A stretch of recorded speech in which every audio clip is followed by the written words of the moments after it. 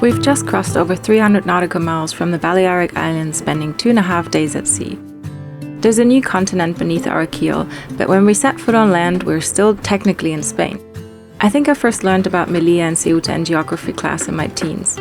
Back then, I never would have imagined that one day I'd be sailing to one of them, especially not on a floating home. The semi-enclave status of places like Melilla highlights the complicated and often painful realities of global inequality. We sail these waters freely, traveling with passports that allow us to cross borders easily, whilst others risk their lives trying to move from one world to another, separated by fences and policies that remind us just how uneven this world is.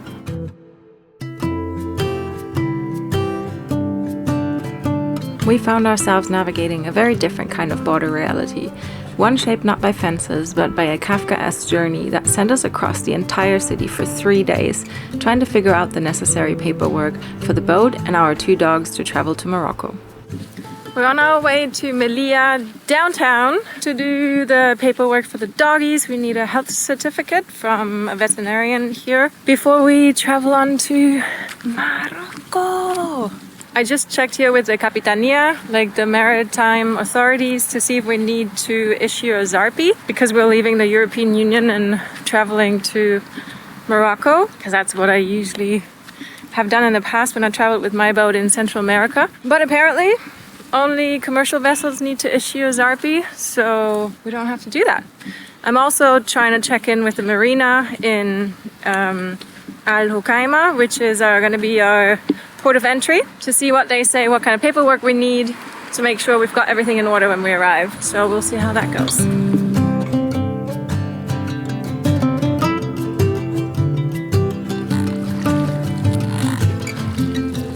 Going to the town. We used our time in Melilla so far for running around the town to get documents that we don't need and did not get. And to look for photocopy shops that were not open. Now we have nothing. Now we have nothing and we have not seen the beautiful part of the city. So obviously it is quite a nice town with some really nice old buildings and a big castle, very well maintained. And we spent our time in the other side of the city. And as we're leaving tomorrow morning, we thought we are using this wonderful weather today to film a little bit for you.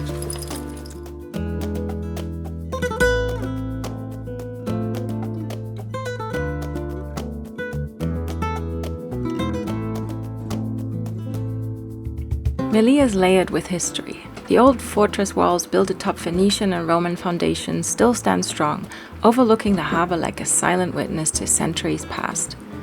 The Citadel, known as Melilla la Vieja, dates back to the late 15th century, constructed shortly after Spain seized the city in 1497. Its strategic position atop a rocky headland made it an ideal defensive stronghold, with successive expansions over centuries, shaping its layered fortifications.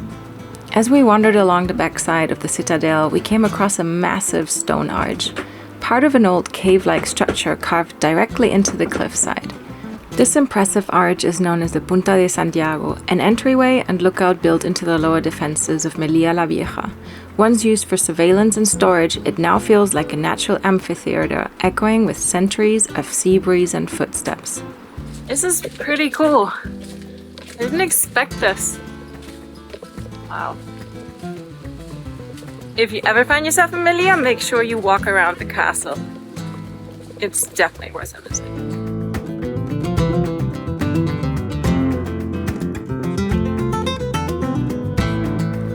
Inside the fortification, we discovered one of the most fascinating parts of the Citadel, an intricate, centuries-old water collection and purification system. Long before desalination plants and plastic bottles, rainwater was filtered and stored right here inside the fortress. Terracotta pipes, arched cisterns, and stone channels still remain, a quiet tribute to the ingenuity of those who once lived here and depended on every drop. Outside the fortress walls, Melilla surprises you with a completely different kind of beauty. The city center is dotted with elegant facades and colorful balconies and whimsical Gaudi-inspired details. The streets are lined with orange trees, adding a vibrant splash of green and citrus scent to the air. Melilla is home to the second largest collection of modernist architecture in Spain, right after Barcelona itself, which is why Melilla is sometimes referred to as the Little Barcelona. Walking through these streets adds another unexpected layer to the city between worlds. This is a massive park that looks very paved. Mm-hmm. But it looks pretty pompous. It's really difficult to run here because it looks like It looks slippery. Yeah. Not slippery. Oh, because you get dizzy. Yes. Yeah. So we have this little bar restaurant and we're having some tapas. So what they have here is usually a pretty great deal. With a glass of wine, you get like a tiny little small dish tapas. I'm having some fish balls and Flo is having like a little sandwich. It's actually a hot dog, apparently. I personally love this because it's like tiny little portions and you can try like different things. And it's like encourages you to drink more wine. So you have to drink more wine to get more food. So cheers to that. I even scored some roasted chestnuts and a baked sweet potato on the way back to the boat. So guess who went to bed with a big smile on her face?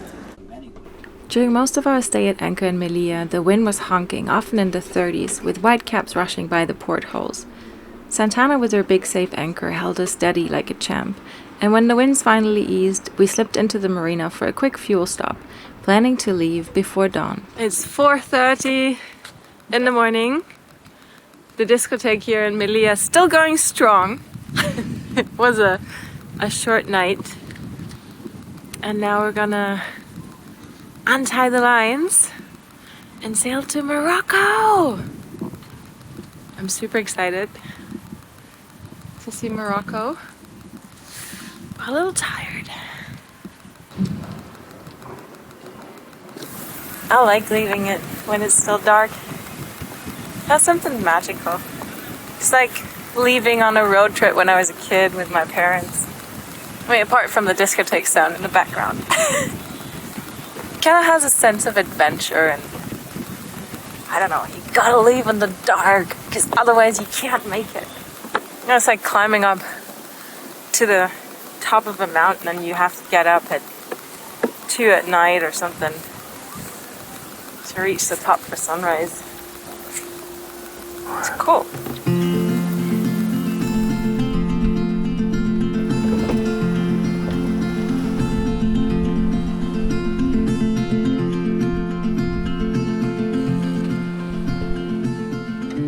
Who would have thought? The weather report didn't look like it, but we're actually sailing. We left this morning at 4:30 and it was super calm, so we had to motor and it was beautiful to sail along the coast with the sun slowly coming up behind the mountains. It's another 15 nautical miles. It's a total distance of 60 miles to go from Melilla, the Spanish semi-enclave, to Hoceima, which is in Morocco. We have very light winds right now, that's why we're motoring. It's a little bit late in the year, so we're getting a lot of westerly winds, which is where we're going to go, so it's not very favorable. And they're kind of strong, like there was just some storm brushing over us 2 days ago, and then there's another one coming up in a day or two. Yeah, we're excited to get to Morocco and see how it goes. It's the first time for me to come to Morocco, and it's the first time for Flo to come to Morocco by boat, so we've read a lot of different things about it.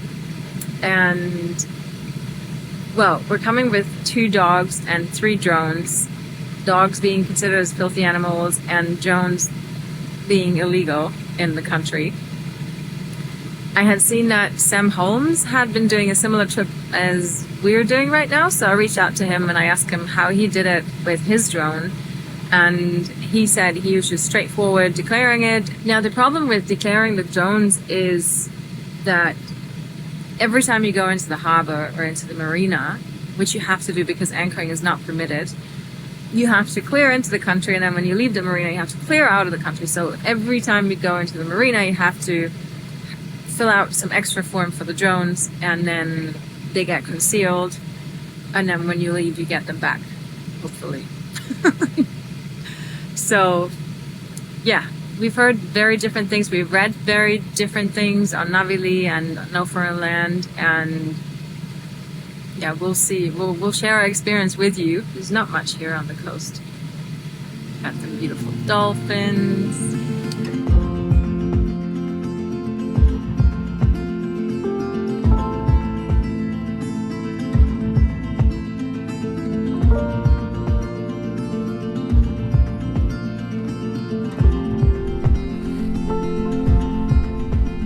Africa, here we come.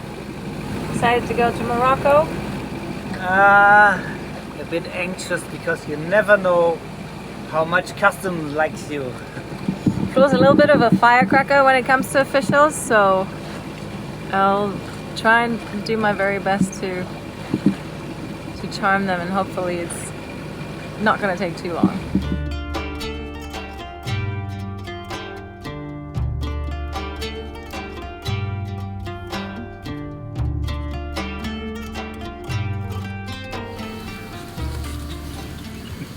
Righty ho, welcome to Morocco.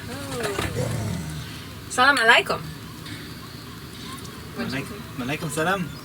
Actually, clearing in was a lot smoother than we had anticipated. We had read a lot of horror stories of clearing in taking like 3 hours. People were super polite. I think the whole thing was maximum half an hour. We showed them that we had the dogs. We put the dogs back aft, and we sort of locked them in because some people are afraid of dogs, and these two, like, Django wants to make friends with everyone, so he jumps out there. Like, imagine he would have been running around. That would have been a disaster. And Boga's pretty sweet, but still, I mean, you know, some people are afraid of dogs. So we showed them the dogs, and since we had locked them in, they were like, coming to the little opening part that I had opened up for them. And they're like, yeah, okay, put them back. Do you want to see the papers? No. Yeah, nobody wanted to see any doggy papers. Yeah, now the sun is just setting. It's lightening up the cliffs that are around us. The marina is actually nestled into these mountains. It's actually kind of picturesque. We have successfully cleared into Morocco, and Santana is moored safely at the dock. Seagulls cry overhead while the call of the muezzin floats through the air from a nearby mosque, an echo of a culture I'm eager to explore.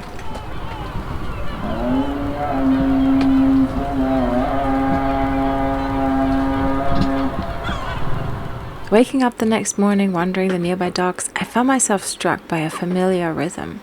Fishermen mending nets, chatting in low voices, preparing for the next outing. It's a scene I've seen in countless places where life is tethered to the sea. And it reminded me, for all the differences we traveled to discover, there are threads that connect us all.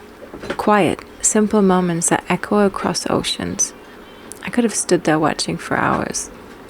In the evening we went to explore the city a bit, climbing up the hill near the marina where we had seen the lights of the mosque from below. One of my favorite things about traveling is discovering new food, and Moroccan cuisine had been something I'd been looking forward to for a long time. I found a tiny local spot tucked away from the main street, definitely not aimed at tourists. The menu was only in Arabic, and our patchy French also didn't get us very far. But the people were warm and welcoming, and with some curious pot peeking and enthusiastic pointing, we managed to order something. I think we found this little gem here.